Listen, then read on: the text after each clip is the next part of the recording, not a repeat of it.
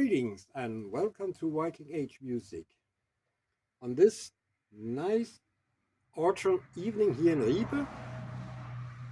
And today we are going to talk about the Rebec, this fine instrument. And is the Rebec a Viking Age instrument? Yes, it is. There is a find from Hedeby, and we call it the Hedeby Rebec. It's not this one. I'll post in a picture of it here. Yeah. And it was actually not made finished. It was under the construction of the instrument. Something went wrong, and a piece of the side was breaking off, and the maker decided to throw it away. And now we can see it in the Hedeby Museum. Where does it come from? Well, it probably comes from the Arabic world and travels to places like Constantinople and up the rivers on the Russian and Ukrainian and Polish and those rivers up to the north, the Baltic Sea. And in those areas, in the Baltics and Russia and those places, they called it a guduk. Not a rebek, but a guduk. And there has been some very nice finds from those areas of very old instruments also. So yeah, they were fairly common in that area. Not so much maybe in the Scandinavian area, but we can maybe fantasize about that the merchant from that area brought the idea or even instrument up to Scandinavia. Or maybe a Scandinavian have been on travel there and seen and heard the instrument and taking the idea back to Hedeby and trying to make an instrument for himself. And unfortunately, it just didn't work for him. It break. Um, so, well,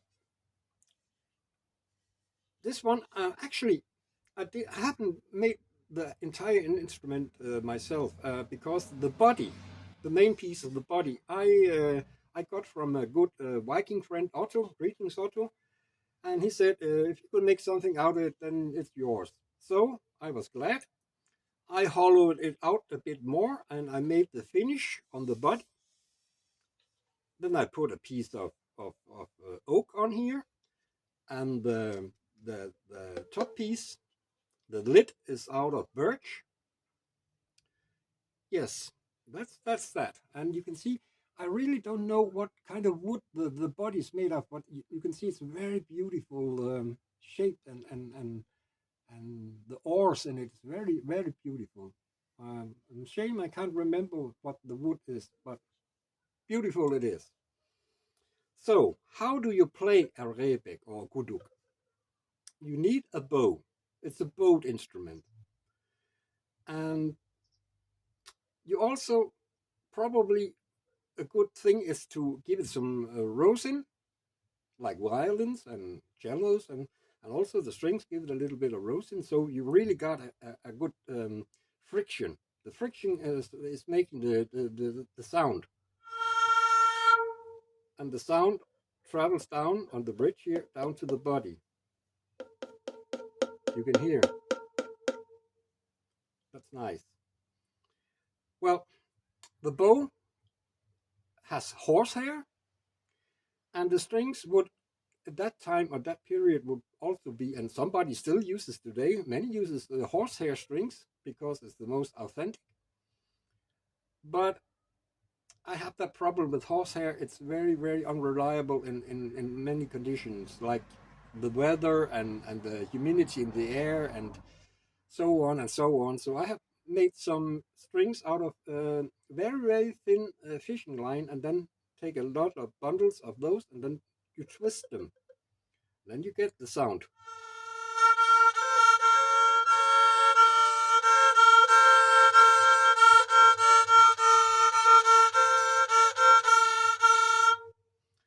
Now, I'm not very good at playing those bowed instruments because it takes a lot of practice. It's very hard. If you ever try to pick up and playing the violin or the cello, you know what I'm talking about. Because first of all, you have to have the right bowing technique before you even think about putting your fingers on the strings.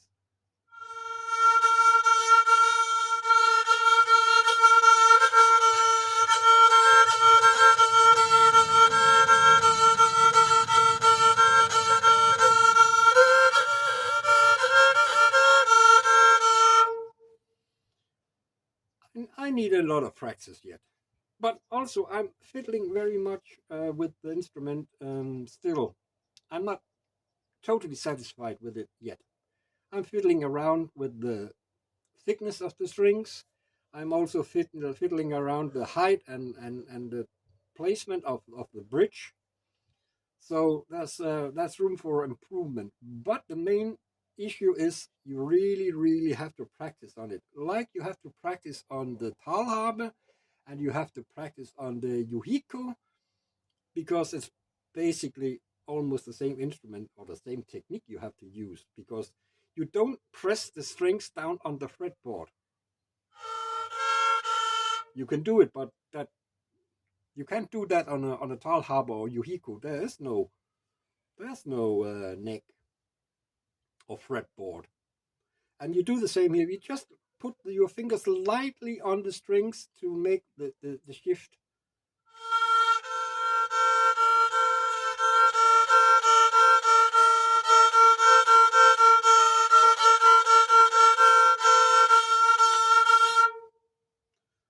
Yeah, well, and the good thing is also to apply some rosin on your bow and some rosin is the same material. I don't know the word in English, but it's a resin that also oozes out of needle trees. It's kind of very sticky, and rosin is the kind of that, but in a hard form, and you just rub it on and giving the friction. That's also important because otherwise, here in this area, I have the rosin. Here not. So that makes a big difference. So, yeah, I don't know what I else can tell you about the Rebec. I hope you enjoyed it. Well, I know my wife don't like when I'm practicing on it, so forgive me for the sound. But it was more important to also tell you about the instrument. So, hope you enjoyed it after all, and see you next time. Bye.